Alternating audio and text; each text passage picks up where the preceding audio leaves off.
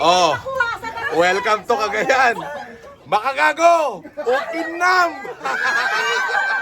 O ito, isang paalala. Eka nga, paalala ang gamot sa taong nakakalimot. Abay, wag natin kakalimutan na itong uhuging vlogger na si Makagago ay nag-endorse ng peking abogado at peking lawyer. Peking lawyer at peking law firm para naman budol ng mga OFW.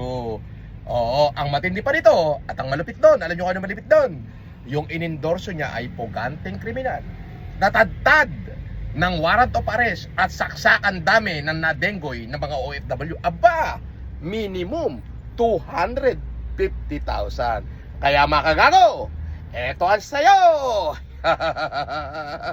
Ang sigaw ng Cagayano! Makagago! Ukinam! Ay, tawag mo yung taxi, sir. Tingnan mo yung mga nagpapapicture sa akin, oh. Mga taga-Cagayan, oh. Makagago! Ukinam ka, no!